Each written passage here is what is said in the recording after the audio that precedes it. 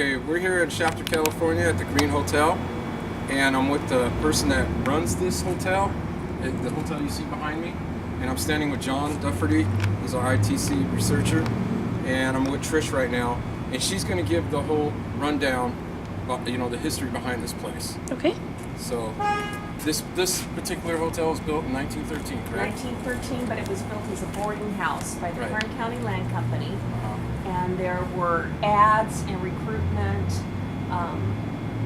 from Kansas and Missouri and Kentucky to come out and get your piece of the American pie.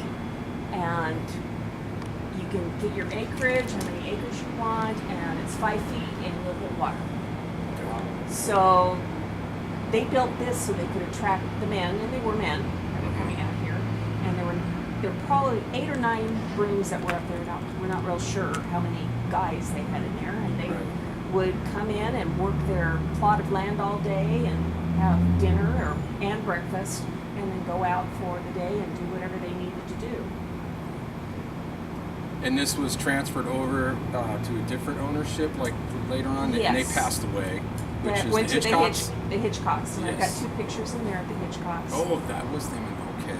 And so that was his brother and sister. Okay.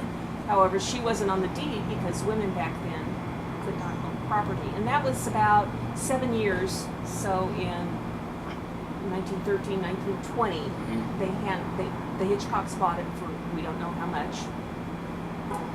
And after that, the Hitchcocks owned it until she passed away in the 60s, 50s or 60s, and wanted to turn it over to the city of Shafter.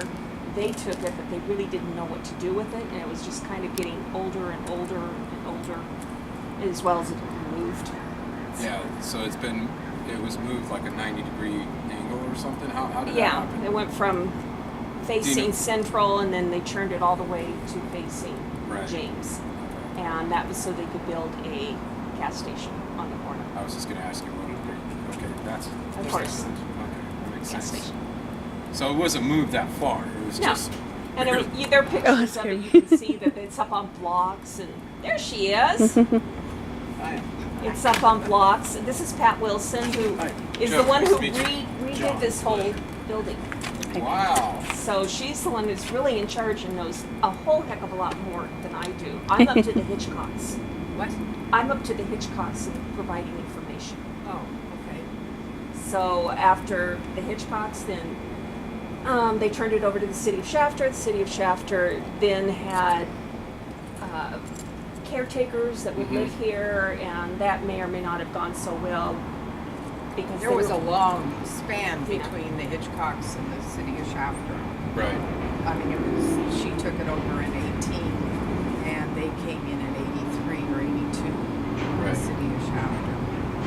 I mean, and then so they basically turned it into like a museum kind of type thing, or like a no. Or was it? No, Was it they an were actual actually hotel then? They were going to tear it down. Oh, wow.